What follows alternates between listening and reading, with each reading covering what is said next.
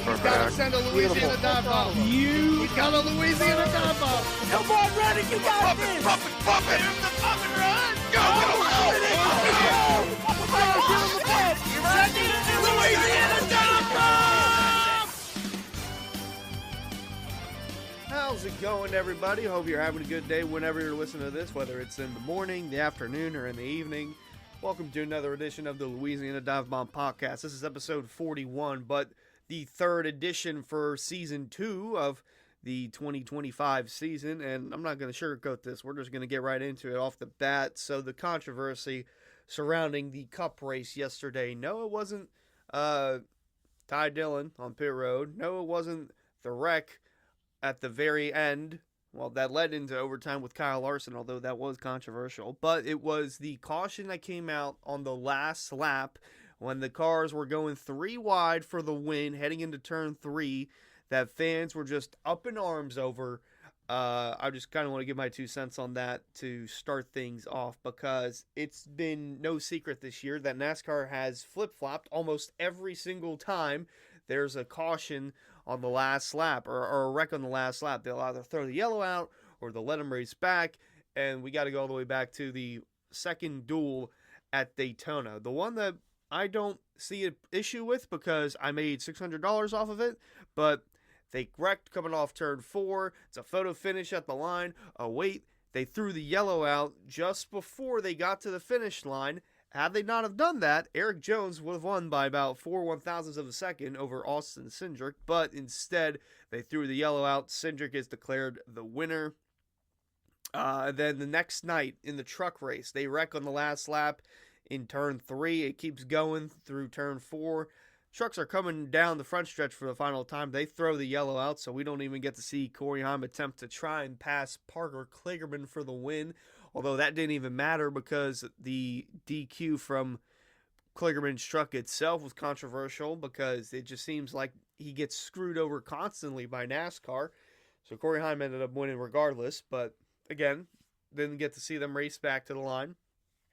And then the Xfinity race at Daytona, they're wrecking coming to the white. They threw the yellow out after they cross the start-finish line, so we don't get to see them race back to the line. Now, that one, kind of hard, although you look at what happened in the truck race last year. Whenever they were coming to the line, they spun, and then the yellow was, like, immediate. It was almost instantaneous when the truck spun out. So people were wondering why they couldn't do that in the Xfinity race. Not sure why. I'm not going to harp too much on that because they're literally coming to the line. There's not much you can do unless you throw it within the 2 seconds that you can before they get to the start-finish line and get to the white flag. Either way, fans were they were disappointed because they didn't get to see them race back in the second duel, in the truck race, in the Xfinity race. So what happens when they wreck on the last lap in the 500 heading into turn 3? NASCAR said, let them race back. And then people were up in arms over that because they're like, really? That was a big wreck. Why didn't you throw out the yellow? They're like, of all times, the yellow should have come out. It should have been that one. But NASCAR, I think they've listened to the fan feedback from Twitter and from social media, not just Twitter, but all social media.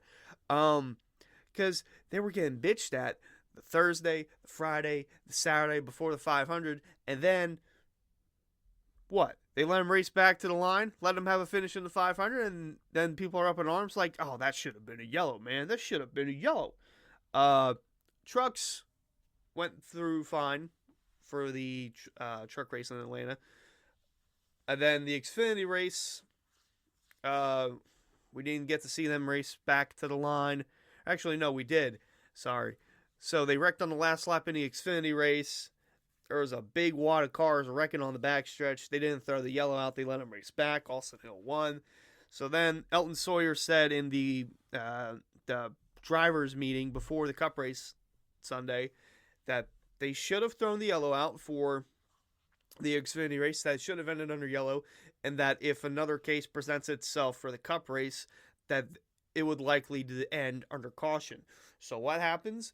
They're wrecking under the They're wrecking coming to the checker and on the backstretch, and then NASCAR throws the yellow out, and I mean it was again a poor decision to throw the yellow out because Bell's on the outside, Hocevar's making it work on the middle, Larson's on the bottom. It's like deja vu all over again. We're gonna have another 3-wide photo finish in Atlanta. Nope, the yellow came out, and that was all she wrote because they felt the need to throw it. There were less cars wrecking at that point than what happened in the Xfinity race. I don't know. I really don't know. They're trying to please the fan base every time they get a negative reaction, and it just doesn't work. It just doesn't work. You can't tell me that they're not trying to make up for their mistake after the second duel at Daytona, because they've been trying to do that over and over and over, and no matter what they do, it's never the right decision in the majority of the fan base. It never is. My friend Dawson, he said this after the race, because I'm the only one that's saying that it's the fans' fault, because they're the ones that brought this on NASCAR themselves, because NASCAR keeps flip-flopping to try to appeal to the fan base, and like I said, every time, this year at least, the decision they make, it's overruled by the majority of the fan base. Dawson, he said that they need to just make a rule and just stay by it. That's all the fans want, is just NASCAR to follow a guideline in their rule book. If they wreck on the last lap, throw the yellow out. Or just let them race back. If a car isn't flipping over or getting airborne, then there shouldn't be the need for a caution. Unless it's like an extremely hard hit in which someone gets hurt. Which, chances of that, slim to none. It has happened before. Someone made a point on social media about Carson Hocevar's injury in the truck race at Gateway on the last lap. Like a freak accident like that. Sorry, I'm just scratching my back, but I just had to open up with that because I feel like NASCAR was put in a tough spot from the fan base, at least to start this season so far. So we'll have to see what they do in the future. I mean, they go to Dakota next week, so the chances of that race, or both races for Xfinity and Cup, ending under yellow, I mean, it's slim to none, but it could happen. The track's big enough, even though they're running the shorter distance this time around, but the track's big enough to where if they reckon like turn 3 or whatever, then they can race back to the line. Unless it's like a catastrophic wreck where someone loses brakes, they go flying in the air, they're upside down. In that case, you need to throw the yellow out. But if it's just like a spin, doesn't need to happen. But yeah, I'm kind of with the officials. Like, yeah, they made the bad call, but like they're listening to the fan base, and you can't tell me they're not, because they heard fans bitch about it Thursday, Friday, Saturday, during the Daytona week, about them not letting them race back to the line. So what did they do for the 500? They let them race back to the line, and then it's, oh, that wreck was too big. You should have thrown the yellow out. Xfinity race in Atlanta, they had a big wreck at the end. Oh, really? You didn't throw out the yellow then? Why? There was a big wreck. People could have gotten hurt. Okay, so they listened to the fan base again. They threw the yellow out on the end of the Cup race in Atlanta, and then the fan base was just, what? That wasn't the need for a yellow. What are you doing? I mean, you can't win with them. You really cannot win with them. NASCAR could literally find a way to cure cancer, and then the fan base would be like, oh, no, why'd you do it now? Why didn't you do it back then? Like 15 years ago, man. Why didn't you do it then? I don't like you now. Like, they just find a way to complain about every little thing under the sun, and it's like, just stop. Just stop. If you don't like the product, don't watch. Don't complain every week about how you don't like what they're doing, and then continue to watch. Okay? That's literally fan behavior. All right? Now, I'm not saying that I agree with everything they do. I'm not saying I disagree with everything they do. But you need to have some sort of consistency, because this is a little bad to kick off the season. Could be some rust from the tower, maybe some new officials, I don't know. But either way, we're still in February. They got enough time to clean it up. Now, will it happen again where the fan base is up in arms over a decision made by when and where the yellow comes out? Probably. It's more evident than not that it'll happen at maybe a super speedway. But look, mistakes happen. They can clean it up. Only time will tell. So that's what I got to kick things off for this episode of the podcast. I guess we'll just go right into the cup race. Other than that fiasco at the end, I thought the cup race was pretty damn good. It seemed like for the longest time that a Penske car was going to win, or a Ford, whether that be Logano, Cindric, Barry, Blaney. You have the front row cars up in the mix, and by front row I mean Todd Gillen, really. I didn't see Zane Smith at all. The Chevy cars made their way towards the front, mainly Byron, Bowman, Larson. Kyle Larson really kind of surprised me because at these quote-unquote drafting tracks, he never does well at. So when he won that second stage, I was like, huh? They let him win a second. They let him win a stage? It was his first stage win at any of the drafting tracks, like Daytona, Talladega, Atlanta combined. Never won a stage until yesterday, which is just shocking to me. And that just shows how bad Larson is at those plate tracks. So, yeah, he had a shot at the end. You know, actually, no. Let's dive into some of the wrecks here, because Daniel Suárez caught him in some tomfoolery due to Ricky Stenhouse. Being Ricky Stenhouse, he went too low to the inside of Briscoe. They made contact, goes up into Suárez, and then wrecks. Or was that Chase Elliott? I honestly can't remember. Let me go back and look at this. I have a bone to pick with Brazil, by the way. They keep blocking my damn video. I tried 5 times to upload the reaction video, and there was something wrong with it every time. In the third or the fourth or fifth time, the part that I already thought that I erased, like the issue in that portion of the video, they just went back and they claimed it again. It's like you can't win with it. So, I think it was okay. So I'm getting my wrecks mixed up. So Chase Elliott wrecked out early due to Ricky Stenhouse being a moron. He went too low on Chase Briscoe in turn 4. They made contact. Stenhouse goes up into Chase Elliott. Elliott hits the wall, right? Not good. His toe link is broken from that hit. He's trying to save it. He can't corral it. He clips the 0-1 of Corey LaJoie, just nowhere to go. The 6 of Brad Keselowski just plows into him, nowhere to go. And Cole Custer had a great wreck avoidance, by the way. He went right between Keselowski and Elliott. Sorry, I'm getting a tissue because every time I do these, my nose just starts running, and I don't know why. But sorry. So that ended the only driver in the race who was born from Georgia. That ended his run, which I didn't know that Chase Elliott was the only Georgia driver. I think we had quite a few in trucks and Xfinity. I would have thought we had the same amount in Cup, but nope, Chase Elliott's the only one, and he was out. So the fan base, Chase Elliott's fan base was not happy about that afterwards. Now we can go into the Suárez wreck, because that was probably the biggest wreck of the race, hits wise, because we had some bad hits in there. Suárez, Gragson, Cole Custer unfortunately was caught up in it this time. Ty Gibbs, his car was absolutely broken. The 54 of Ty Gibbs, that car was so bent sideways, I don't know how he was able to drive it. It's like the skew on that 54 was just so abysmal. So what happened here is that Suárez was checking up from the 2311 cars, Riley Herbst, Bubba Wallace on the outside. So Gibbs sees this as an opportunity, coming off turn 4, to make it 3 wide. He's trying to find room. He's there. The 99 comes down just a bit. They're already making contact. And there's not much Suárez can do. He gets clipped into the wall, into the 54.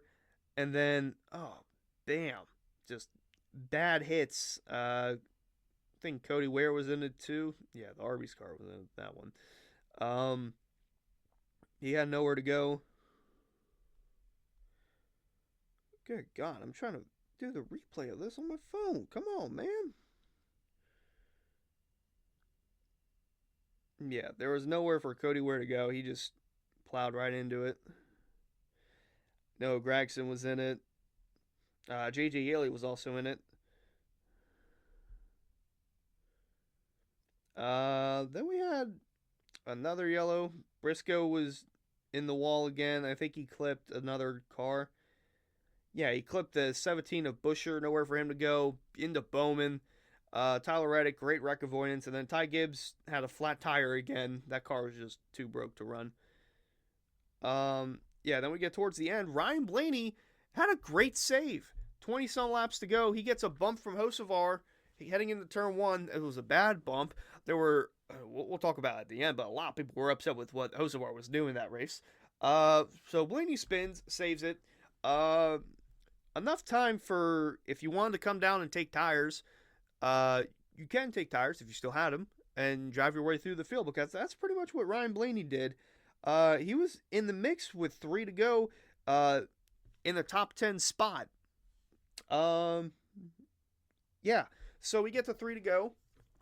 Cindric's leading. He's got the Hendrick cars of Larson and Byron behind him, and then the Chevy of Chastain, so that doesn't help him at all either. So he's in a bad spot. So heading into turn one, Kyle Larson goes to the inside, tries to take the lead. He has it. He can't clear the 2 though, but he just keeps driving him up into the wall. Cindric bounces off the wall into William Byron. Chastain barely misses that one. And then both the 2 and the 24 taken out of the race. And then that sets up the overtime finish. A lot of people are upset with Larson over this because of how he's raced against drivers in the past. He's done so similarly to Justin Haley at the Clash at the Coliseum in 2022. He did that to Chase Elliott in 2022 as well at Auto Club. But look, he's been on the other end of that before. So, I mean, is it tight? Yes. Could the 2 have lifted? Yes. Did Larson have to do that? No. He did not have to do that. He's just trying to take the air away from the 2. He definitely wasn't clear. But also, Cindric's not going to back off. Like, for people saying that Cindric could have backed off, he's not going to do that. There's 3 laps to go. You back off, you need a whole nother lap just to get a run through again, because if you let up, you're going to get passed by like 5 cars, because they're not going to go with you. They're going to go with the car that's moving faster on the inside. They got more momentum. You lift off, you lose all your momentum. So he wasn't doing that in the moment. He bounced off the wall into the 24, and I love how the spotter for the 24, I think it's Tab Boyd still, could be wrong. Byron spotter didn't say that it was Larson who put the 2 in the wall. He just said that 2 bounced off the wall into you, blah, blah, blah, blah, blah. Like, yeah, just don't, leave out that key info that, the 5 put him in the wall. Your teammate put him in the wall, and you got your wreck, pretty much. So now we go to the green-white checker. It's Kyle Larson, it's Ross Chastain, Hocevar, and Christopher Bell. Very interesting group of drivers up here. Not to mention Barry's also going for the win. Stenhouse is up here as well. Blaney, I mentioned, he's up here as well. So they're coming to the white. Kyle Larson's leading, right? Now, like I said, Kyle Larson never does good at these drafting tracks. So I'm not surprised by this now, but in the moment I was kind of upset because they're coming to the white. He's got 3 lanes to block. The outside lane gets a massive run. For some reason, Kyle Larson doesn't block it. He goes to the inside, and he leaves the door open for the 20. And after that happened, I knew that Larson wasn't going to win. And I said, all you had to do was block the top, and you win the race. It's not that difficult. But he just, for some reason, he let him go. Hocevar then makes contact with Barry and Stenhouse. And then they're coming down the backstretch, and then they start to wreck. I think it starts with Barry. Barry in the 11, they make contact, then Barry spins.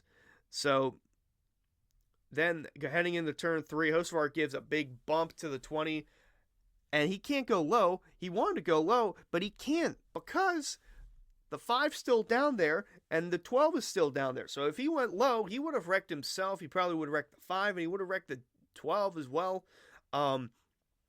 So he bumps him. He gets a nice shot going in the 3. Hole opens up, and then the yellow comes out for, we all know why, they wrecked.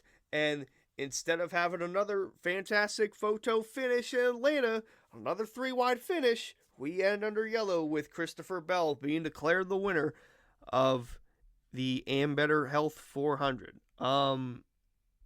Yeah, very poor decision by NASCAR. Obviously, you're not going to appeal everyone, but man, it could have had another photo finish, man, but had to end under yellow. Christopher Bell wins. He led only 1 lap. That was the only lap he led. He started deep in the field too, so he went through and he earned that one. He started 32nd. He won the race. Hocevar started deep in the field as well. His career best second place finish after starting 26th in the field. Kyle Larson finished 3rd. Blaney rallied back for a solid 4th place finish after spinning with 27 to go. Stenhouse started deep as well, finished 5th. Hamlin started deeper, started 37th, finished 6th. Excuse me. Kyle Busch was up there as well. Finished 7th. Chastain 8th. Started deep in the field. Bubba solid top 10. John Hunter Nemechek another top 10. 2 races, 2 top 10s for John Hunter Nemechek. Good things to pick up on for legacy. Looking through some other notables here. Joey Logano, I think he led the most laps. Yeah, he led 83 laps and he finished 12th. For some reason, his car just he faded away towards the end.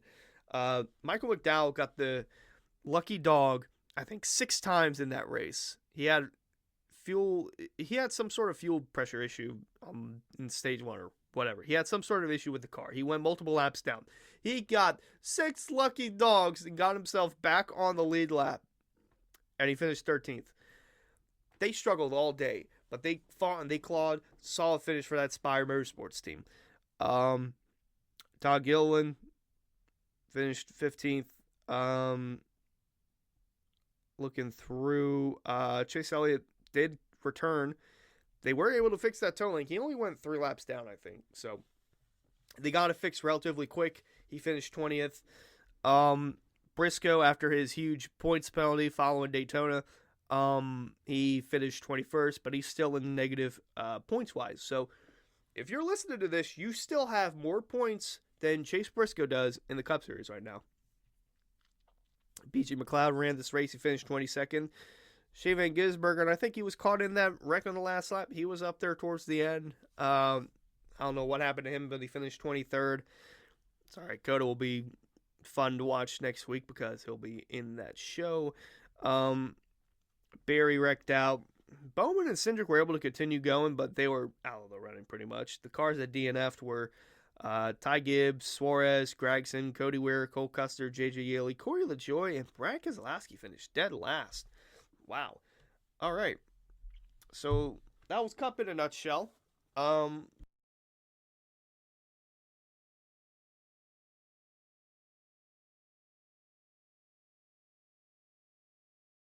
Sorry, I had to use my tissue.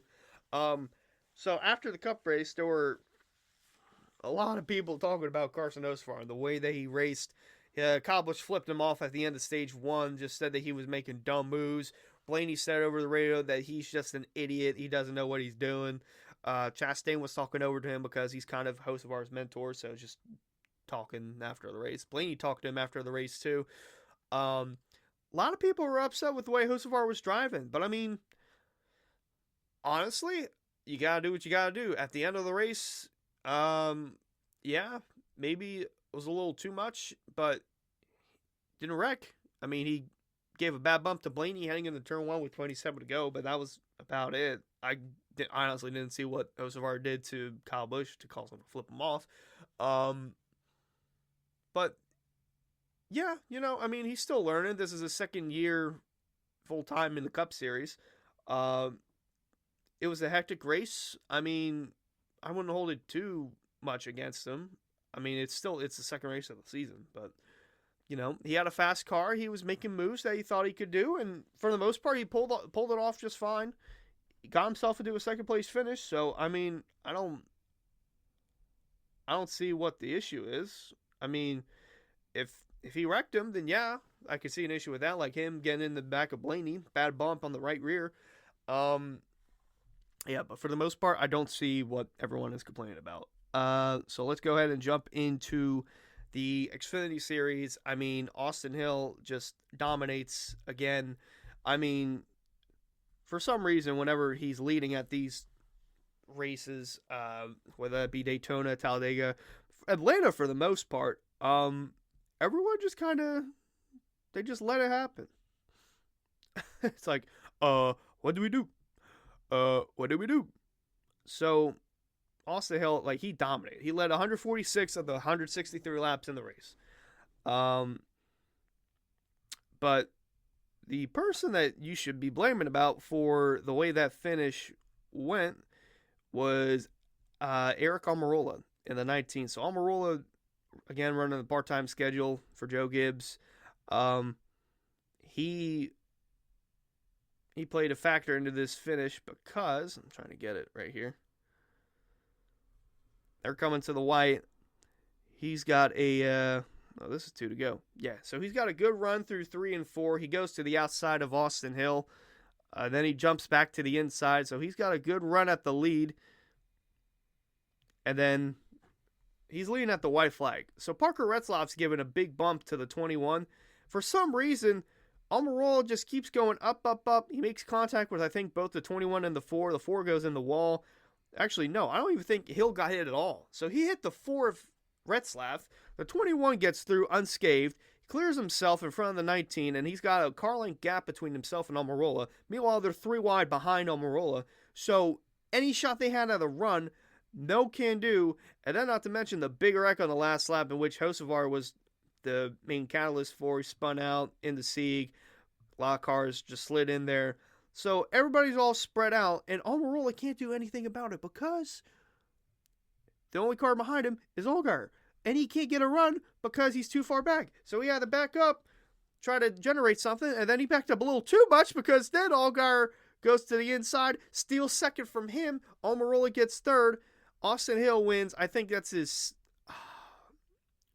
4th win in Atlanta. I could be wrong. I'll go look that up right now because, like, what on earth is? I don't understand. I don't understand anymore how everyone they let this happen. They let Austin Hill cook, and they just can't do anything about it. Yeah, I'm looking it up right now, but I mean, holy cow. And especially after what happened last week at Daytona with his parts failure, you knew that Richard Childress, the way he was talking about car parts being a failure isn't an option. He's got 5 wins in Atlanta.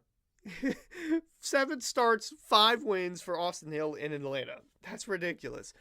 But you knew that Richard Childress wasn't going to let that happen again. They were going to come back swinging. And boy, did they swing. They dominated that race. Allgaier second, mentioned that. Almirola third. Sammy Smith, solid top 5. Sanchez, another top 5. Solid top 5 finish as well. Jeb Burton 6th. Daniel Dye 7th. Leland Honeyman 8th. Back-to-back top 10s for him to kick off the season. Sawalich 9th. And Harrison Burton 10th. Another top 10 finish for that 25 car. Looking through some other notables. Clements 11th. DiBenedetto 12th. Brennan Poole 17th. Jesse Love finished 16th. He started on pole and he led 13 laps. Ryan Sieg 20th. He was up there in the end, but for some reason he always likes to wreck out in Atlanta. So, unfortunately there he was caught up in that last lap crash. Cars that didn't finish: Christian Eckes, Connor Zilic, Sam Mayer, Alfredo, and Taylor Gray. Some pretty big names that DNF. Not the usual backmarkers that you might think. So, that was that. And trucks, we had a good finish. Kyle Busch and Stuart Friesen. Kyle Busch, people were still doubting him whether he could win or not at this style of track, and he won this race last year. I mean, don't doubt the guy that wins a lot, all right? We saw that with Austin Hill in the Xfinity Series. We saw it again with Kyle Busch in the Truck Series. Heading into this race, he won 7 starts, 7 races in 14 starts. Literally half of his starts here, he's ended up in victory lane.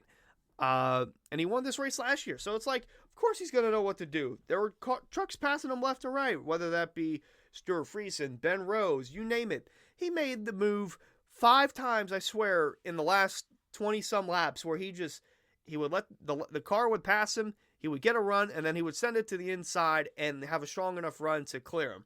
It happened 4 or 5 times in that sprint to the finish. Although he didn't do it in the end with Stuart Friesen because he didn't have a strong enough run to clear him, but Friesen would stay to his outside. They were side by side coming off turn 4, and then Kyle Busch just snuck through and got the win. Stole it from Stuart Friesen. Man, oh man.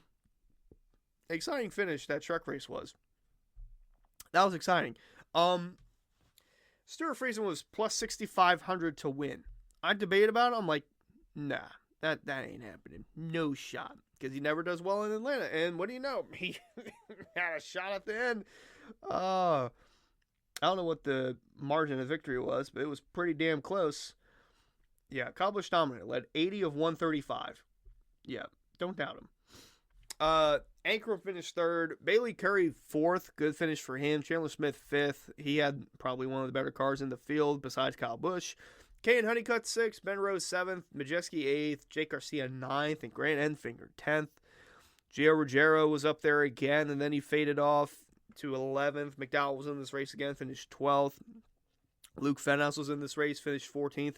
Daniel Hemrick seemed like he had a shot to win, even with a beaten, battered truck, finished 16th. Some DNFs. We had Frankie Muniz wreck out. Perez had a suspension issue. Carroll had an engine issue. Rajah Caruth, Suárez, Nathan Berg crashed out. Keith McGee, electrical.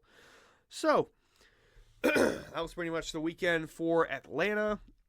We go to COTA next week. I think the trucks are off, which is kind of disappointing because the truck series usually goes to COTA, and it's usually fun. So it'll only be the Xfinity cars and the Cup cars, I think, for the next 2 weeks. Yeah, because trucks aren't back until March 14th in Vegas. So that'll be an interesting time to watch races then. But for the next couple of weeks, it's just Xfinity and Cup. And like I said, we're going to COTA, but we're going on a shorter track layout than what they have been running in the past. So, should make for some interesting racing. Connor Zilic is going to make his Cup debut at COTA in the 87 for Trackhouse. So he's that's going to be fun, man. That Cup race is going to be so fun. Shane Van Gisbergen already, we know what he can do on the road course. Tyler Reddick's won at this track in the past. Chastain won here for his first Cup race. Byron won at this track before. Who won last year? Was it Byron? I forget who won last year. I think it was Byron. Yeah. And then we mentioned Connor Zilic. He won his first Xfinity start on a road course at Watkins Glen. So he's going to be fun to watch. That whole Cup race is going to be fun to watch. Xfinity is going to be fun too. We got the different rookie class in the field. So, yeah, that's about it. I don't really know how else to cap this off, but, make sure you watch the reaction video on Dailymotion because someone in Brazil, NASCAR Media Group, just keeps blocking it no matter what I do. I hope this issue doesn't persist, and I hope that's just for this weekend alone because I'm kind of getting annoyed with this because last week was fine. So why this week? Why the issue with Atlanta? If there was a race to block, it would have been the 500, the biggest race of the season. No, let's block Atlanta. Okay. Yeah, that makes sense. No matter what I did, I fixed all the copyright issues, and they still just claimed the same ones, even though I fixed it. So, yeah. That's about it. Make sure you check out HunterSloppyMedia.com for my picks. I parlayed Austin Hill and Kyle Busch to win. Got $70. That was about it, because every other pick just boop, boop, boop, boop, they wrecked out. Cup, I had Daniel Suárez top 10. Man. Chase Elliott top 10. Man, my last bet, Austin Hill to win, plus 1,300. Thought he had a chance. Wrecked out with 3 to go. Disappointing, man. That's about it. I'll catch you all next week after COTA. Bye.